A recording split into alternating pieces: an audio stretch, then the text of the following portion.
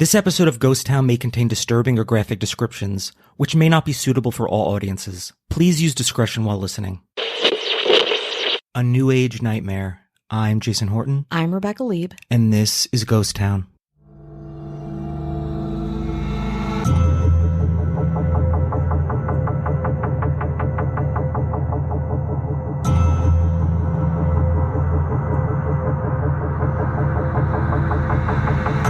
It was 2008 and young musician Sarah Harrington had a debilitating back injury and was recommended yoga as a measure before surgery.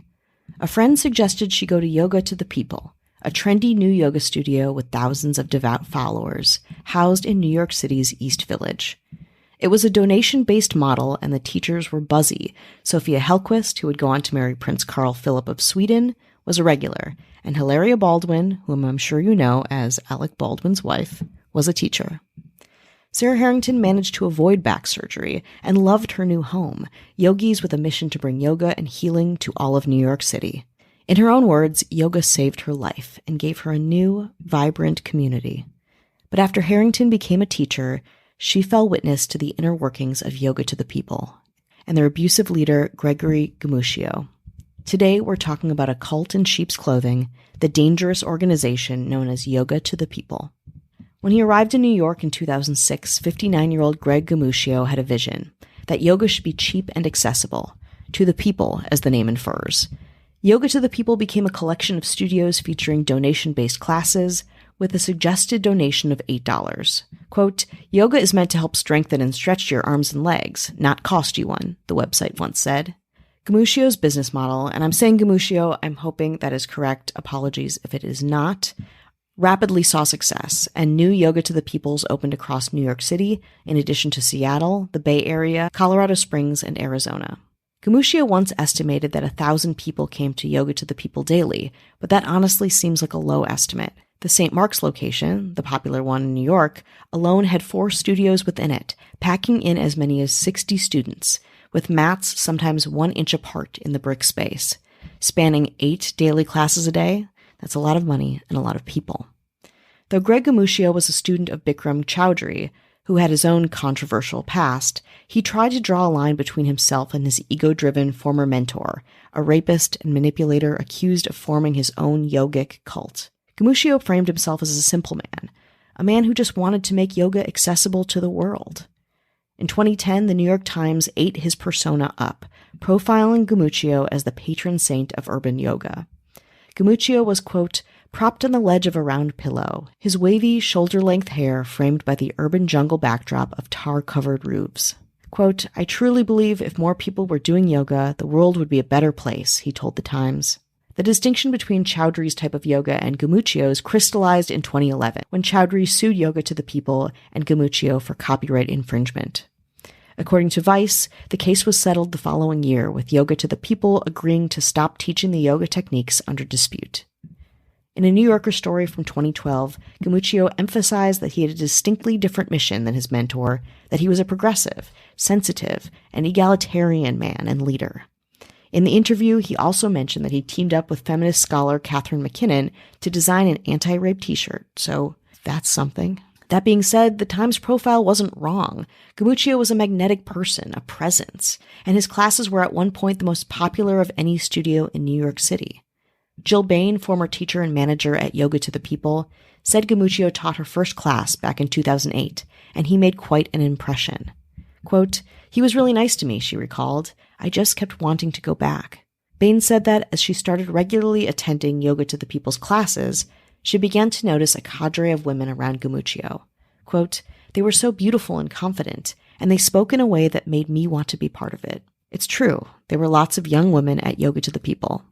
In YTTP classes, teachers would often say you only needed the space of your mat to do yoga, and they meant it. Rooms were filled with young students, so much that, as mentioned earlier, only an inch or two remained between mats. The pay-what-you-can price point also brought in more younger people than other studios. Often, this was the only yoga class a college student or entry-level professional in New York City could afford.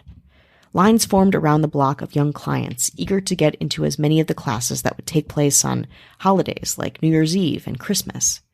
Quote, "There wasn't a lot of practical, useful, here's how to deal with different situations. said an anonymous teacher who took a training course at the studio.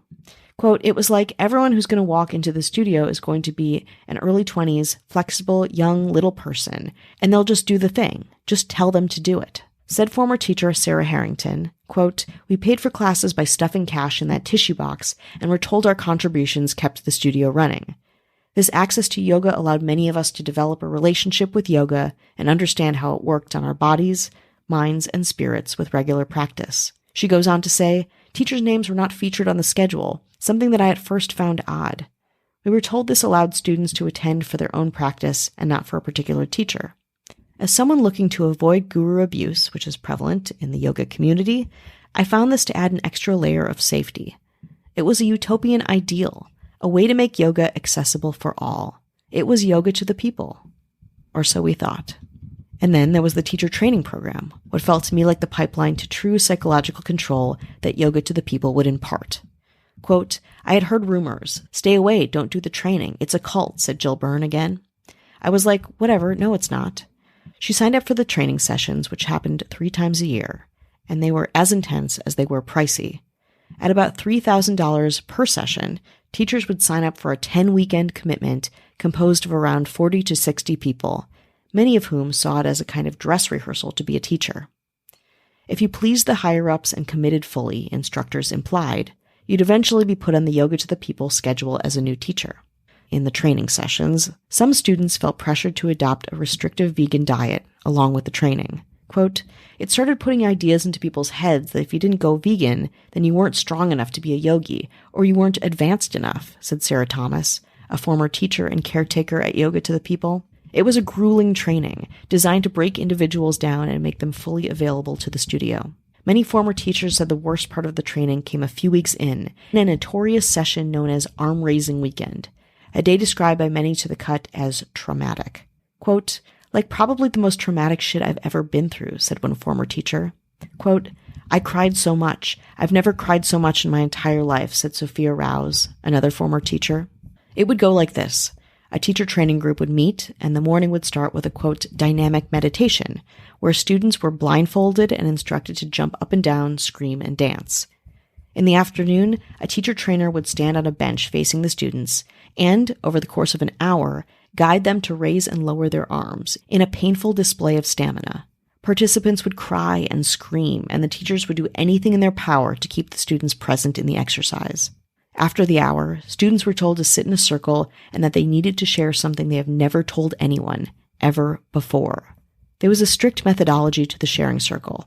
Make eye contact with every other person in the circle, then repeat the secret that the person before them had shared, and then finally, share your own secret. After this mental and physical breakdown, the more intense the secrets were, the better. Quote, "I don't feel comfortable sharing what the teacher trainer said, but she said a very personal thing about herself," Rouse recalled. And then, because what she said was so dark and intense, it really felt like we all had to match her level. Multiple former Yoga to the People teachers mentioned to the cut that one student who participated in a 2018 training session died by suicide shortly after her arm-raising weekend. Quote, "I remember she had a young daughter, and she had her daughter very young. I remember her being like, 'This is the first thing I've done for myself in so long,'" Nikki Palma, a former teacher in training, said of the student. Quote, "I just can't believe they continued to do arm raising after that." The reasoning behind arm raising weekend is unclear, but it feels like exactly how cults work. Break people down, make them vulnerable and accountable to the power structures in place, and draw them in with the promise of healing and community. Gumuccio, students were told, loved the exercise. 2 former students referred to it as a process of trauma bonding. One post on the YTTP Shadow Work page, a page we'll talk about later, it's an Instagram account recounting stories of abuse at Yoga to the People, alleges that after one arm-raising session in 2015, facilitators made a list of trainees' names and what each of them had shared, and sent it to upper management, and of course, to Gumuccio. Says one student who wanted to remain anonymous, quote, "He knew what all of us had been through or what we were going through, because of the truth circle. He knew who had been raped. He knew who had issues with drugs, alcohol. He knew who had body dysmorphia. He knew who was gay. He knew everything. He manipulated so many situations."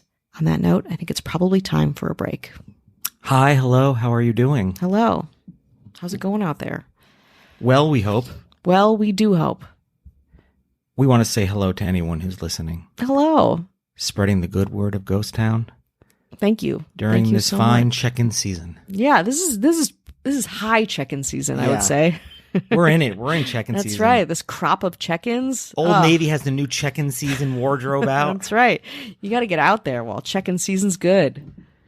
And we know who's dressed so fine for this check-in season. Our government. That's right. Looking good. You guys are looking real good. Rocking a sweet pair of Old Navy chinos. Oh, stylish. Very, very stylish. We got a little Cat Joselle. Hello.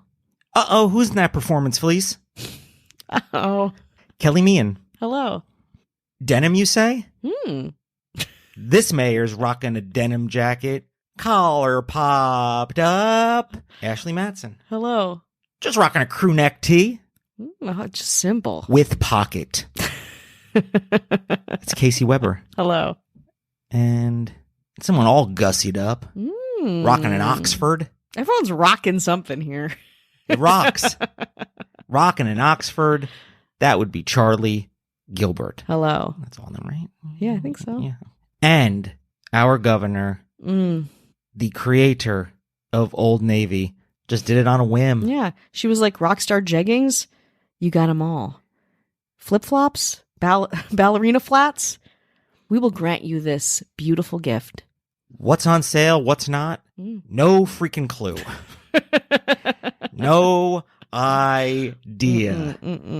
But the commercials, they're out of this world. Wow. That's all under the watchful eye of our governor, Avian Noble. If you want no ads, no chit-chat, bonus episodes, just the good stuff. You want to binge? You do. This is where the binge happens. You don't have to hear any of this. You don't have to hear any ads.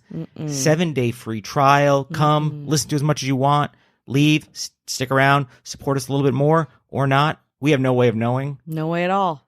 You don't want us to know. We'd rather you listen to it than not. So come take advantage of the 7-day free thing that Patreon offers. Head on over to patreon.com/ghosttownpod. Amazing. Amazing. And thank you. While you're heading over there, why don't we head back to New York City, where we are into the Vinyasa teacher training. At the very end of the 10 weeks of Yoga to the People's Vinyasa teacher training, including the traumatizing arm-raising weekend, students were informed that they would then participate in an apprenticeship period in which they were expected to teach 25 classes for free. This was still no guarantee that they would get on the schedule, and many did not. For those who did, it meant getting paid $35 per class, including a half an hour before and a half an hour after for prep and cleanup. Also, staying on the schedule was a whole different beast, requiring a constant appeal to management, who would change the schedule at will and not put out the schedule till often late into the night the week before, or in some cases a few hours before, and you just have to roll with it if you wanted to get paid and keep in the company's good graces. I know this probably doesn't surprise you, but employees, of course, had to look and behave a certain way, and employees of color specifically dealt with racism, offensive comments, and coercion. Sarah Thomas, a former employee whose family is from India, would often be asked to cook Indian meals for management and explain her, quote, authentic Indian culture. 2 Latinx teachers were told, when speaking Spanish to each other, that, quote, this is America, you have to speak English here. Although there were very few Black employees at Yoga to the People, Black staff members were specifically asked to participate in and were prominently featured in the company's promotional photo shoots. One can understand why Black people were not represented at Yoga to the People after reading very offensive posts on the YTTP Shadow Work Instagram. 2 different posts recalled separate incidents of white teacher trainers telling a story about a Black woman donating money to the KKK.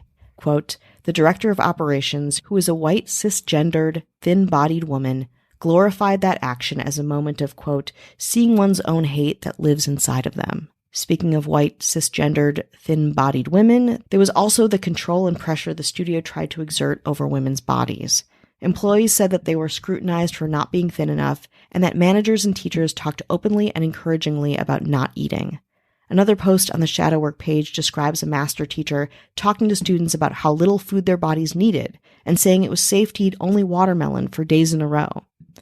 Quote, I can't even count the amount of times I had someone tell me not to eat, commented on my body, commented on my food choice as not a yoga teacher's, and even had a manager take food out of my hands before a hot class, read another post. I had so many friends tell me they never felt worse about their bodies. The tone was set at the top with Gamuccio, who was mostly living in Colorado, but occasionally would come to New York and dominate the busy studios. He'd be complimentary and charming one minute, and then become aggressive and abusive the next. He'd invite staff to dinner and then to hang out at his apartment in New York until the early hours of the morning, drinking wine and asking employees, some as young as 18, intimate details of their lives. Says Sarah Thomas, who was only 19 when she was first invited to one of these infamous gatherings. Quote, I could see people around me giggling, laughing, getting more drunk, she said. I just straight up said, I don't want more alcohol. I was not really that happy. Let's revisit that pay-by-donation model as well, another way Gamuccio would exert control over his employees. Gamuccio and management held stacking parties, where the pay-by-what-you-can tissue boxes passed from student to student would be counted in Gamuccio's New York apartment. Teachers were not allowed to count or organize or even touch money outside of the stacking parties, where Gamuccio would meticulously keep watch, paying his teachers in cash at the end of the party, and bonuses if the teachers did well. Everything was a test of loyalty to Gamuccio. He would call staff in the middle of the night, and if they didn't answer, they would be yelled or punished or worse. Staff were expected to cater to Gamuccio's every whim, getting drunk with him at lunch and teaching after, or giving up classes when Gamuccio and his wife, Haven, would drop in without warning, taking a teaching spot, and precious income, from another teacher. This was prevalent when Gamuccio was in New York. And in the case that he did take over a class, which was many times, Gamuccio would inappropriately touch students while making adjustments. But Gamuccio was always protected by the diehards.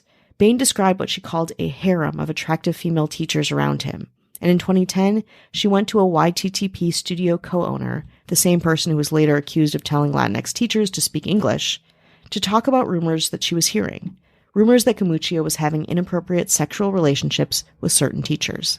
After discussing her concerns, later that day, Bain received a three-way call from the studio co-owner and Gamuccio himself. On the call, she said Gamuccio did not deny her allegations, but also screamed obscenities at her, telling her that if she wanted to continue working for him, she couldn't talk about him, and that if she continued to talk about him, he would fire her. Quote, I know it sounds strange from the outside, but he controlled every aspect of our lives, said Bain. When she finally left YTTP for good in 2012, she admitted she was, quote, a shell of herself. I gave up everything that I had worked so hard for because I was so traumatized. My eating disorder was worse than it had ever been. I was the sickest I've ever been, the most depressed. I had nothing. Not many staff members at Yoga to the People knew about Gamuccio's past, the criminal one, not the yogi one, that began way back in the early 80s. Back when he lived in the Pacific Northwest, Gamuccio pleaded guilty to a felony forgery charge in 1982, violating bail bond conditions in 1983, and motor vehicle theft in 1986, with charges of third-degree assault that were later dismissed. Later that year in 86, he was charged with attempting to escape custody as a convicted felon. In 1982, he was charged with theft in Oregon. Then, he moved to Los Angeles to begin again, starting his yogi training in 1996 with Chowdhury. According to court filings in one of Chowdhury's own lawsuits, after being trained as a teacher, Gamuccio taught yoga for a few years at one of Chowdhury's LA studios. After that, he moved back to Washington State to start his own studio. During his time in Seattle, Gamuccio was the force behind at least 4 yoga studios, where he laid the groundwork for what he would do in New York, creating a group of dedicated young women yogis whom he lied and manipulated. Some of these women he'd date or have sex with under the guise of mentorship, all of them in their teens and early 20s, whom he had lied to about his age and intentions and borrowed sums of money from. In August 2004, a sexual assault charge was filed against Gamuccio by a woman who worked at his studio. The complaint details multiple instances of assault, one of which the woman said expressly that she did not want to have sex with him, but he persisted and, quote, kept telling her how he was going to make her a great person. In October 2004, the case was closed as an exceptional status. At that point, Gamuccio, along with the woman who was then pregnant with his child, left Seattle and moved to Portland in 2006, and then to New York the year later with his Yoga to the People idea. With the New York studio came popularity, money, and then of course more power than Gamuccio had ever had before. With it, more women whom Gamuccio continued to lie and assault and coerce. Baya Voce was 21 when she moved to New York in 2008, and, quote, struggled with low self-esteem. She started the yoga teacher training program there, which involved going into a sweat lodge with Camuccio and some other trainees.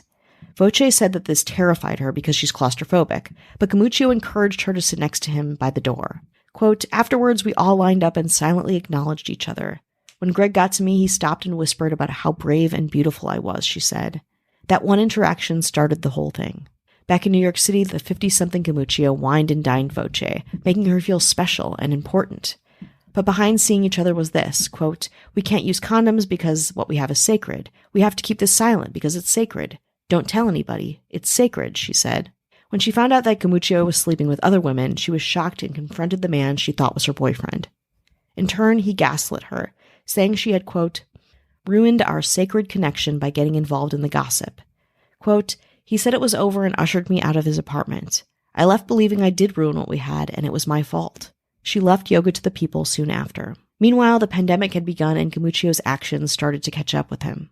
With the studios closed for the pandemic and no reopening in sight, the Instagram account YTTP Shadow Work started posting accusations of tax fraud, sexual assault, labor violations, racial discriminations, other crimes, and bad business practices, communicating the harrowing abuses of Camuccio's power. If you want to learn more, you should absolutely go to it. It is on Instagram. The posts are personal, incredibly impactful, and heartbreaking. Catching the eye of the IRS in August 2022, Gregory Camuccio and two higher-ups at Yoga to the People were charged with 1 count of conspiracy to defraud the IRS and 5 counts of tax evasion. According to TMZ, Yoga to the People earned $20 million from 2013 to 2020, with millions of dollars of unreported income. Camuccio himself spent nearly $270,000 on flights, $76,000 on hotels, and $40,000 on Denver Broncos season tickets. All 3 involved in the suit failed to file individual or business tax returns, and they didn't pay any income taxes between 2013 and 2020. At this point, Camuccio and his colleagues are awaiting trial. The website for Yoga to the People has been taken down, and all the studios are closed and will be closed for the near future and probably the long term. But their Twitter still exists, a product of a business that still touts peace, love, and fitness. The Yoga to the People's last couple posts include inspirational quotes by Albert Einstein, Martin Luther King, and Thich Nhat Hanh, accompanied by glossy photos of diverse yoga students. For the people, indeed.